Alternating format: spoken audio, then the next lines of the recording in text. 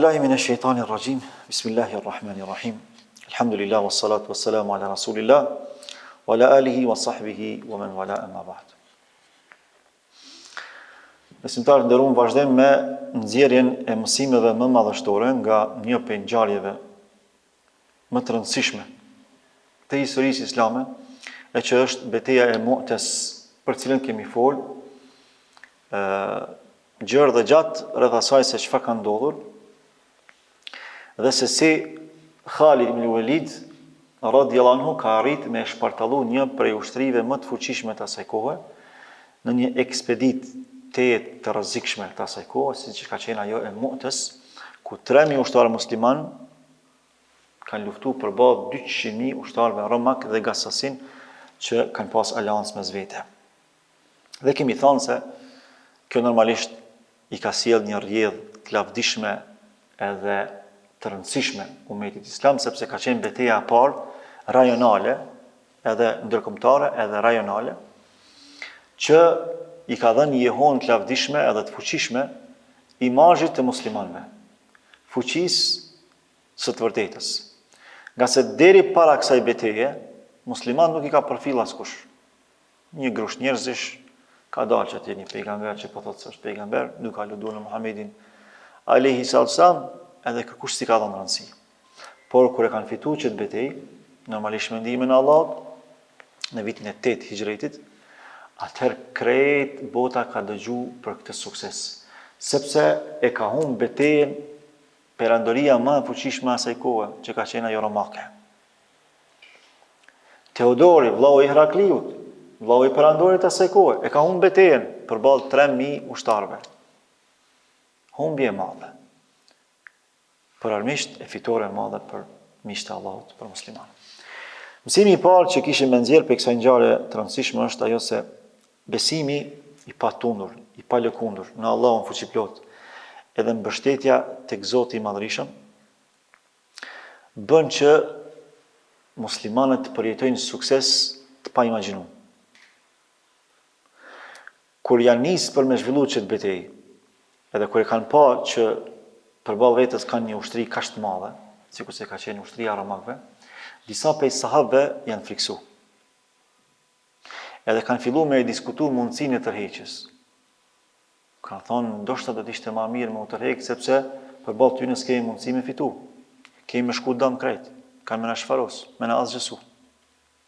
Por Zeid bin Haritha, komandanti kryesor i kësaj ekspedite, ai ka reaguar dhe mënyrë.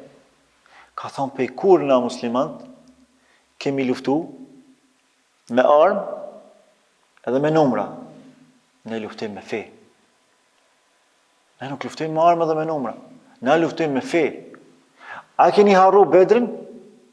Ja, ka kujtu sahabë Bedrin. A keni harru Bedrin? Përballë çfarë ushtrie kemi luftu? Sa kemi qenë? 313, 14, 19, varësisht për transmetimeve. Përballë 1000 ushtarëve, me armë të ftofta, thjeshta, përballë armëve më të fuqishme të asaj kohe. Edhe e kanë marrë moral, është rikthy morali i sahabëve dhe kanë vazhduar me luftu. Shteja pastaj edhe inkurajimet, edhe moralizimet që ja kanë dhënë me shumë poezi, edhe Gjaferi, edhe Abdullah ibn Rawaha, radhiyallahu anhum ajma'in. E Allahu në Kur'an, wa in yansurkumullahu fala ghaliba lakum. Kur Allahu juve ju ndihmon për me fitu, s'ka kush që mund të më poshtë.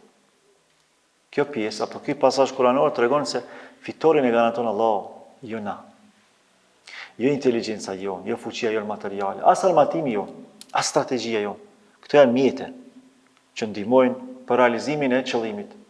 Por qëllimin e realizon vetëm mirësia dhe begatia e Allahut subhanahu wa taala. Wa ma tawfiqi illa billah, nuk është suksesim vetëm se prej Allahut. Wa ma nasru illa min indillah. Nuk vije fitoria vetëm se prej Allahut. Allah po thot, wa in yansurkumullahu fala ghaliba lakum. O besimtarët Allah. Nëse Allahu ju ndihmon, nëse Allahu ju garanton fitore, ja mundson fitoren, askush s'mundet juve me ju poshtë. Wa in yakhdhulkum faman yansurukum min ba'di. Në qoftë se Allahu ju poshtron juve, edhe bën që ju me psu disfat. Faman dha alladhi yansurukum min ba'di?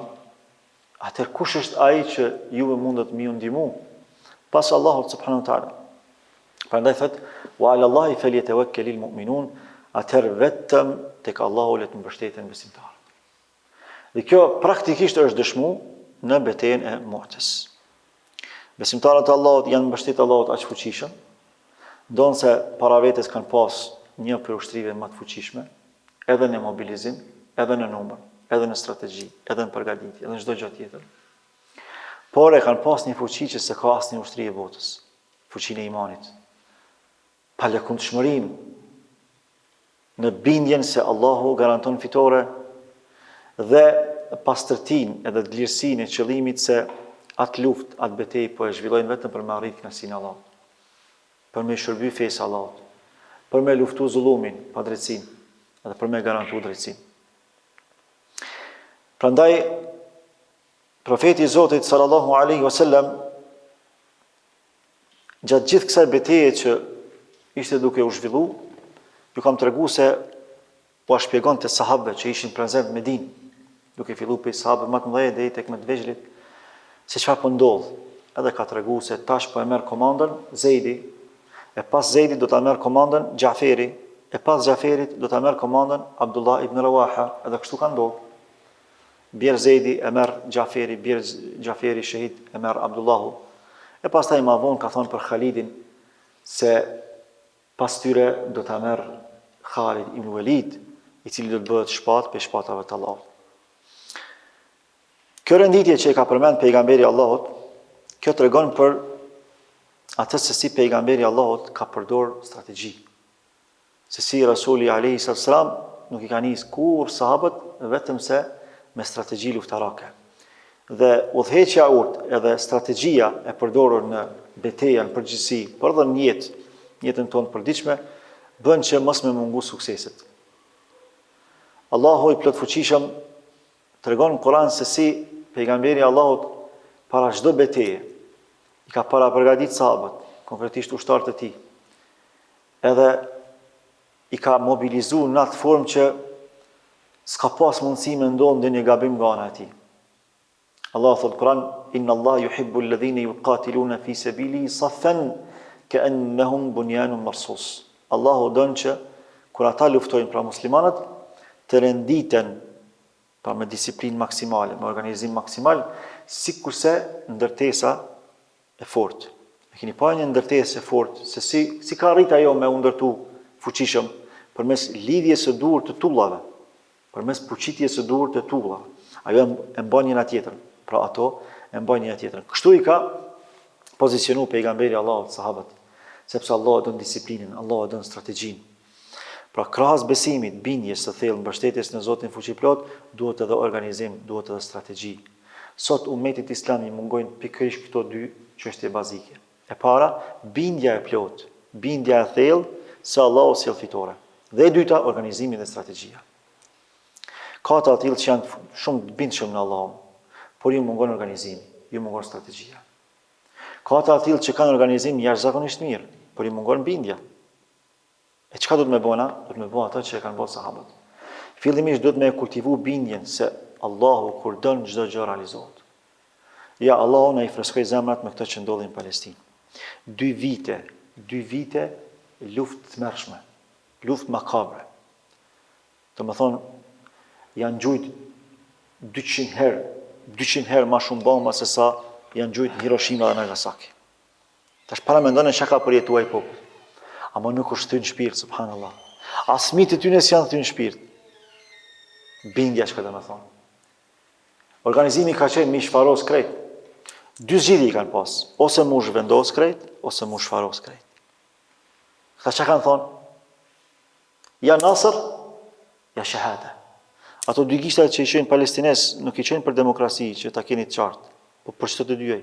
Ja Nasr, ja fitore, ja shahada. Ja shehidllëk.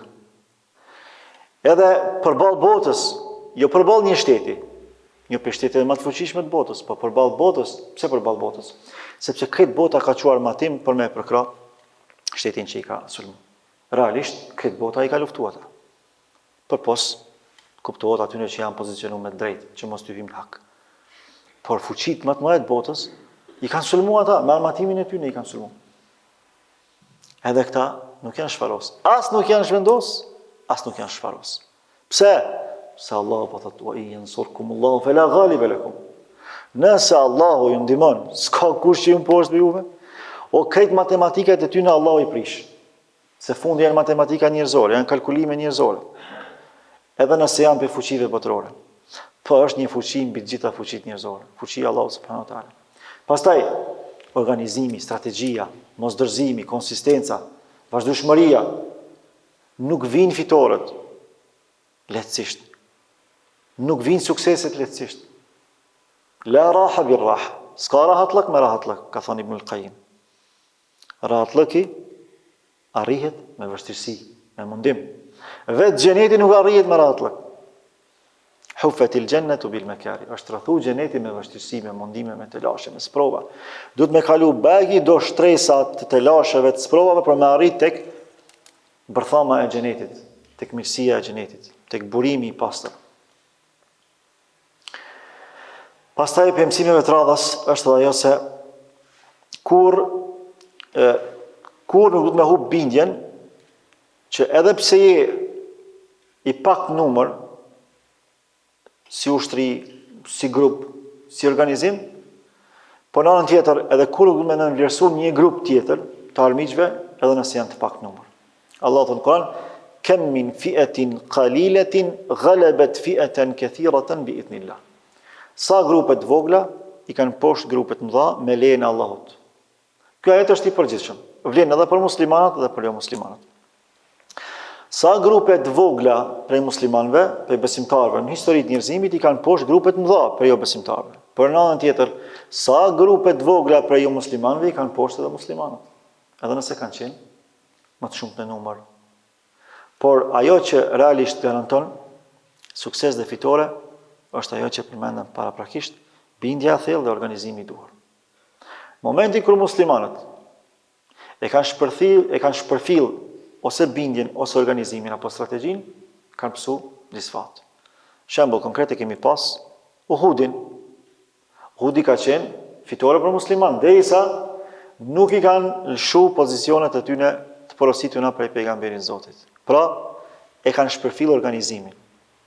E kanë anashkalu strategjin që ja u ka organizu pejgamberi Allahut alayhi sallam. Edhe ma vonë kanë ndodhur me një betejë tjetër, sikur të ta shohim, po e njëjtja gjë, edhe pse kanë qenë më të shumtë në numër se sa armiqtë e tyre. Por gjithashtu përballë armiqve, sidomos në këtë kohë kur ne po jetojmë, kur nuk duhet me i nënvlerësu mirësitë, sukseset e Allahut, shkaqet e fitores. Se shkaku kryesor i fitores është zemra, është imani. Prandaj nuk duhet me humb besimin, nuk duhet me humb shpresën, por shumë e vërtetë që ummeti sot është më i lënduar se sa asnjëherë më parë. Ummeti sot lëngon, ka shumë plagë. Por ummeti i Muhammed Mustafas sallallahu alaihi wasallam kur nuk dështon. Si ummet në tërësi, kur nuk dështon. Gjithmonë Allahu ka më çuar një grup që ka më rujt shëndetshmërinë e këtij ummeti. Ka më rujt kënaqërinë e këtij ummeti. Një prej haditheve që tregon se në fundin e dynjas, në akhir zaman, atë kushtohen fitnet, imani do të jetë ku në Sham, disa hadithe thonë në Mesjidul Aqsa dhe për rreth saj. Unë kam bindjen e plot që ky hadith është duke u dëshmu në këtë që po ndodh në Palestinën tonë dashur, konkretisht në Gaza. Por nuk përjashtohet mundësia që kjo më pas edhe zgjerim në periudha tjera kohore. Pastaj, për mësimeve të radhës është ajo se besimtarët e kanë obligim me thonë të vërtetën në çdo rrethon, në çdo situatë, pa marrë parasysh se si mund të jetë situata, pa marrë parasysh se përballë kujt luftojnë, pa marrë parasysh se me kë organizohen dhe si organizohen. A është në favorin e tyre, apo është në disfavorin e tyre. Ata e kanë obligim prej Allahut subhanahu wa ta'ala me qëndru në të vërtetën dhe atë me vendosmëri të plot. Ja eyyuhalladhina amanu kunu qawwamina bil qisti shuhada'a lillah walau ala anfusikum. O ju besimtar, Allahu po ju drejtohet gjithë besimtarëve, duke filluar nga dietarët dhe pastaj edhe pasuesit e dietarë. E paraprakisht duke filluar nga Muhamedi alayhis salam gjatë kohës sa ka qenë gjallë. Thotë qëndroni në të vërtetën stoikisht, vendosmërisht. Të palëkundur, shuhada lillah, dëshmitar të Allahut në tokë për të vërtetën e Zotit. Dikush duhet me dëshmu për të vërtetën gjithmonë. Pra pozicionoheni me të drejtën pa marrë parasysh se në çfarë rrethana jetësora jeni. Walau ala anfusikum, edhe nëse është disfavorin tuaj. Edhe nëse është diçka që mund ta cenojë interesin individual, familjar apo edhe shoqëror, lokal të një shteti islam. Deshi Allahu subhanahu wa taala, kjo që ndodhi në Gaza e tregoi fytyrën e vërtetë, edhe të botës në përgjithësi, edhe të botës islame, në veçanti, edhe të disa udhëheqësve, edhe të disa popujve, islam e jo islam, secili e nxorri fytyrën e vërtetë. E mbi të gjitha, ajo që është më e rëndësishmja, u kuptua fytyra e vërtetë e atyre që viktimizoheshin deri dje, se muslimanët janë fajtorë. Këtë bota e kuptoi se kush është agresori, se kush është kriminali, se kush është shkatruesi. Këtë bota e kuptoi që çfarë fshihet prapa asaj që ata pretendojnë të thojnë. Këtë bota e kuptoi, alhamdulillah. Pardje bërë disa sondazhe në Amerikë, edhe është publikuar në gjitha mediat amerikane. Populli amerikan, për herë të parë, po voton në sondazhe online, publike, po voton pro-palestinezëve. 80% me 20%. A jeni me izraelitët, a jeni me palestinezët? Populli amerikan po voton pro-palestinezëve. Ka votu pro-njerëzorës, pro-së drejtës. Kjo do të thotë që bota e ka kuptuar fytyrën e vërtetë të secilit popull. Edhe të agresorit, edhe të viktimës këtë rast. E lutim Allahun e Madhrishëm që përmes kësaj ngjarje që ka ndodhur, na më marr mësime. Unë nuk kisha pas dëshirë që edhe unë me i thonë, po dhe ju me i dëgju, thjesht formalisht. Sa ngjarje interesante. Po na emocionojnë në moment, po na kujtojnë disa prej gjonave që i kanë përjetu sahabët, e para se gjithashtë Muhamedi alayhis salam. Por unë po du që këto mësime na me ingulit në zemrat tona, me i përpunun mendjet tona, edhe me i apliku në jetët tona. Sepse çdo gjë që është përqu prej asaj që Allahu na mëson Kur'an, ose prej sunetit Resulullahut alayhi salatu wassalam, e sidomos prej ghazavateve, prej betejave, siç kanë thonë sahabët e nderuar, na i mësonte pejgamberi Allahut ghazawatet, edhe sahabët pas tij, sikurse i mësonin surat e Kur'anit. Pse ato përçojnë mesazh, ato janë si hariç, ato janë moralizim, ato janë inkurajim. E na e dim shumë mirë që historia përsëritet. E kur përsëritet historia, duhet me riaktualizu çdo ngjarje. Edhe me kuptu se si kanë zgjidhur ata këto probleme, si janë ballafaqur më armisht, si i kanë trajtu problemet në cilat janë ballafaqur, çfarë zgjidhje kanë bërë, çfarë stabiliteti kanë pas, çfarë qëndrueshmërie kanë pas. Ata kanë qenë njerëz sikur se ne, nuk kanë qenë jashtëtoksor, kanë qenë njerëzor. Si kanë arritur ata përballë këtyre armiqve, kaq të organizuar, kaq të fuqishëm me qëndru dhe me fitu. Nëse ata kanë mujt, pse na s'mujna? Thjesht duhet me bë ato që kanë bërë sahabët e nderuar. S'ka filozofi tjetër. Duhet me i pastru zemrat tona edhe me kriju bindje të fortë, bindje të fuqishme dhe të palëkundshme, se fitoria është me besimtarët e Allahut, ama me besimtarët e sinqertë. Se tek Allahu lajka nuk ka, as mashtrime nuk ka. Allahu nuk i ndihmon një popull vetëm se është musliman, por i ndihmon atij populli që e dëshmon islamin e tyre. Një popull që jo vetëm që thret në drejtësi, por edhe aplikon drejtësi, garanton drejtësi. Një popull që jo vetëm thret moral, por edhe aplikon moral, shëmbëllel moral.